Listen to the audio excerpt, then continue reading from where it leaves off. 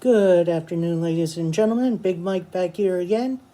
Sorry, no predictions for AEW's Fighter Fest, but I feel like doing Fight for the Fallen and Fighter Fest back to back is a little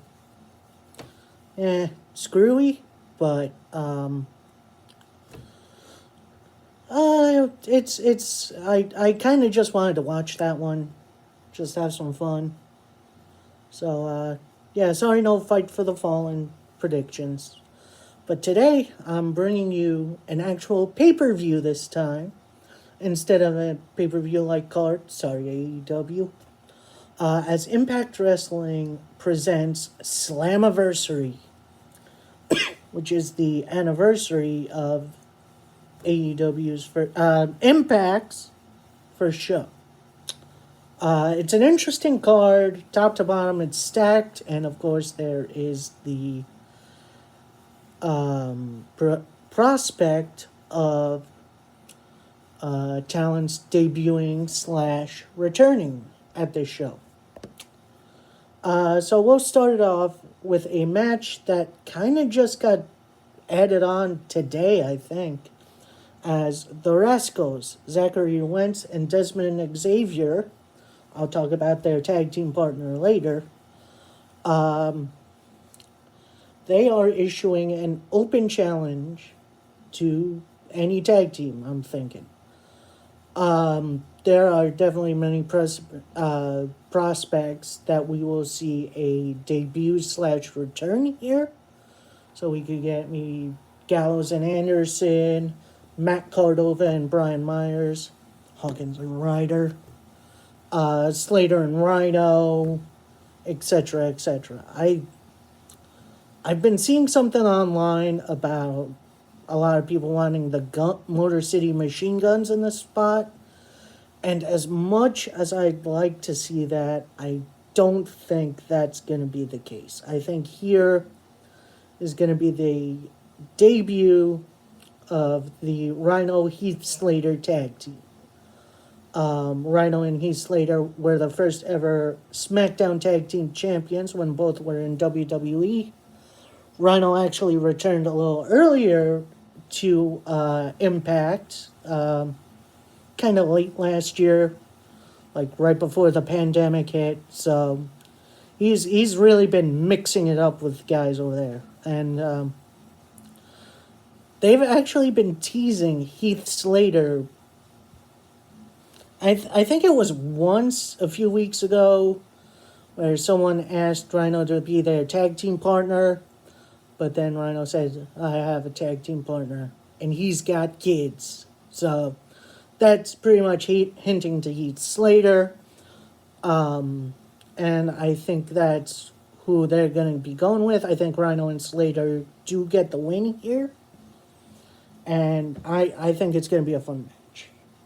Next up, in an old school rules match, which I guess means... I don't know if it means Extreme Rules. I'm not sure what that entails.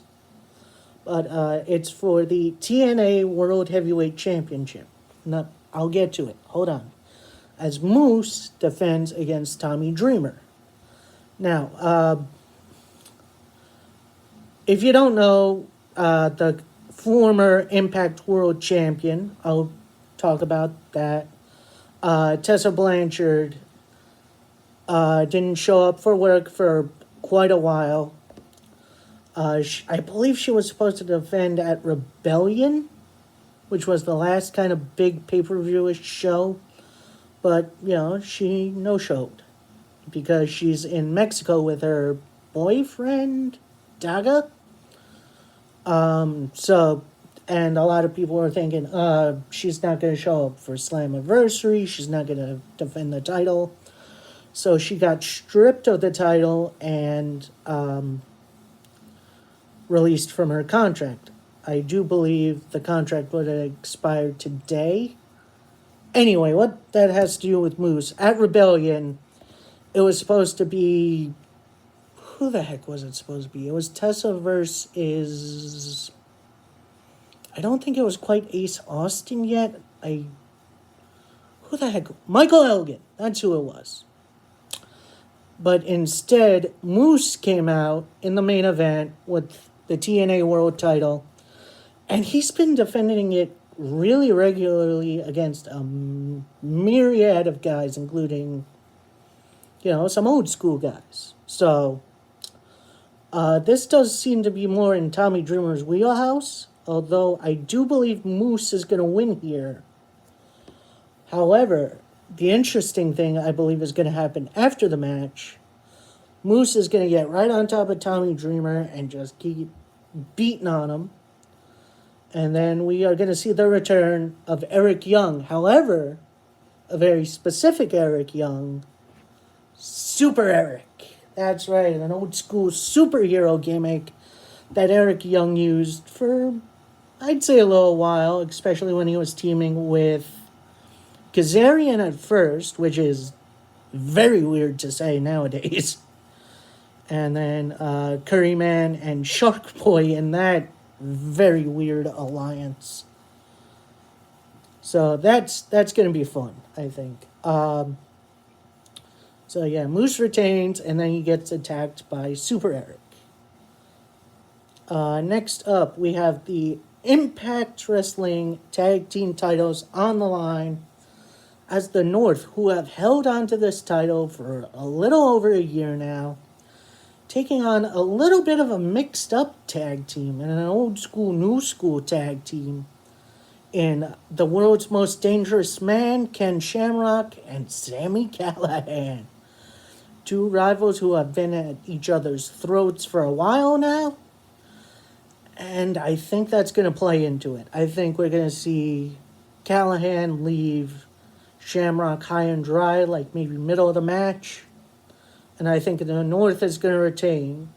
However, this is where I believe we're going to get another big return. Sorry for all the big returns. I think we're going to get a couple people.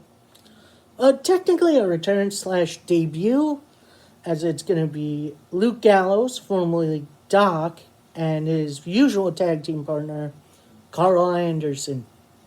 Good Brothers are coming to Impact. I don't believe they're going to attack anybody, but they're going to be on the stage. And that's going to lead to something a little bit more down the line. So, anyway, next up, we have a gauntlet for the gold match, which means multiple pinfalls, multiple people are involved, and it's for a number one contendership for the Knockouts title, which is interesting. Now we have Aisha Edwards, Eddie Edwards' wife, Jessica Havoc, Kyrie Hogan, Kimberly, Kylie Ray, Navaya, a newcomer into the Knockouts roster, Madison Rain, Rosemary, Susie, Sue Young in it's kind of like a innocent child gimmick, which I kind of dig, Tasha Steele, and Taya Valkyrie. Now, a lot of these women have been teaming up, like Havoc and Navaya. They're an old school tag team from their indie days. You have Susie and Kylie Ray, Kyrie Hogan and Tasha Steele, Taya Valkyrie, and Rosemary. It's been interesting to see this, as I believe it is going to lead to eventually. Do I want to do this right now? I don't think I do. What I've been saying is, I think eventually we're going to see the return of the Knockouts tag team titles, which TNA did have back in the day, which was very. I think it only lasted like 3 to 5 years or something. And I thought this was going to be a swerve, like, that it's actually not for this number one contendership, it's for this one, and they'll have like a big team return or something. But I think they're going to save that, and I think the new number one contender is going to be Kylie Ray. She hasn't really been given that big of a chance, although her team with Susie has been fantastic. But I do think that is going to be an interesting match and a really good number one contendership. Sorry, no returns at this one. I'm going to leave it at that. Next up, we have the X Division Championship on the line. It's TNA's mid-card title, as Willie Mack, the champion, defends against relatively newcomer Chris Bay. Now, Willie Mack usually is in a tag team with Rich Swann. Swann has been injured for a little bit, but I feel like something is going to happen here.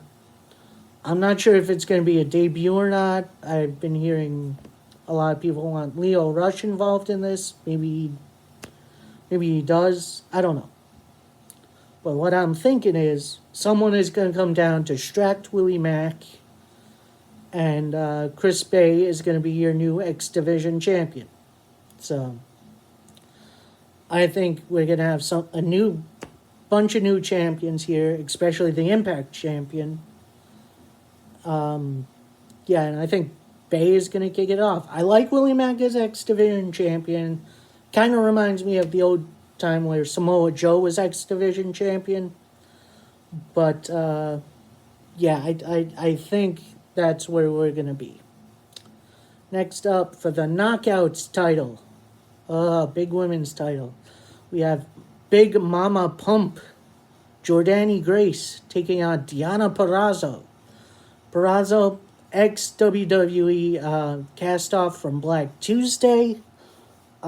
She did have a bit more of an earlier release, so she could actually be here. The way this feud's been going, it's been almost perfect. I do think we're going to see a new Knockouts champion here. Purrazzo's going to get a big submission victory. And then we're going to see her versus Kylie Ray down the line. Yes, please. Now, next up, we have a fatal four-way for the Impact World Championship. Now, like I said, Tessa Blanchard is not the champion right now. She is, stuck in Mexico due to the pandemic. This was supposed to be, I believe, a six-way between Austin, Eddie Edwards, Trey Miguel. No, five-way. Tessa Blanchard and Michael Elgin, who is I believe just suspended for now, due to his part in the Speak Out movement. I'm sorry, I won't be talking about that here. That's a bit of a delicate issue.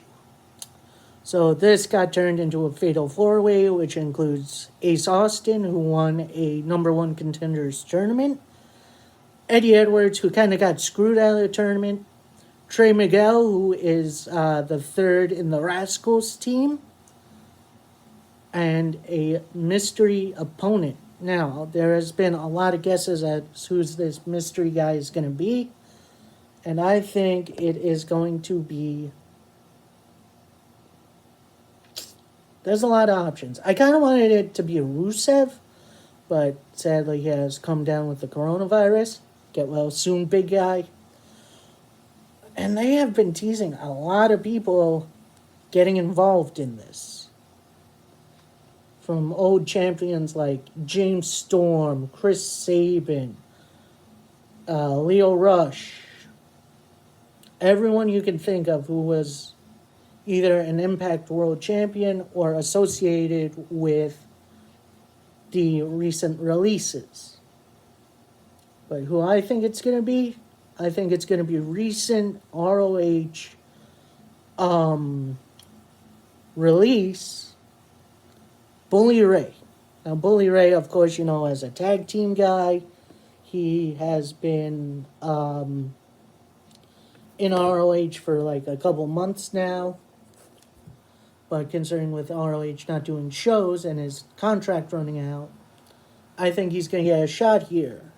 But we're also going to see the return of one of the most interesting stables Impact ever had. The Aces and Eights. Now, the original Aces and Eights stable include Bubba Ray, Devon, Wes Briscoe, um, Garrett Bischoff, Knox, Taz. So I don't think they're going to bring everybody back, but what I think is going to happen is we're going to see Bully Ray come back, have Gallows and Anderson as his, two heavies. D'Lo Brown's going to be back as the VP as he teased this group coming back. I'd say a little while before Slamiversary. So, yeah, I think it's going to be Bully Ray with Aces and Eights. However, I don't think he's going to get the win here. I think the win is going to go to none other than Ace Austin. Now, Ace Austin has been great on the mic. He's a fantastic wrestler. He's a great heel. And I feel like he can get the job done. So we got a bunch of new champions. And as the promo has been saying, our world keeps changing. And our world is going to change. So this is going to be an impressive show. I am so excited. I love Impact Wrestling. They've been killing it so far during this pandemic. And I hope you join me to give Impact the due it's deserved for a while now.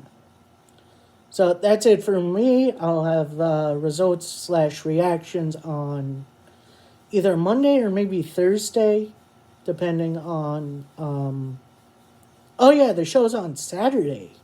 So it's coming quick. So you better get ready.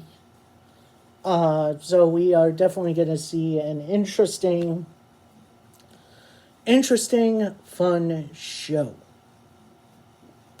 Alright, so that's it from me. Hope you guys have a good one. Remember to stay safe out there. Wear your damn mask. Alright, take it easy, guys. Peace.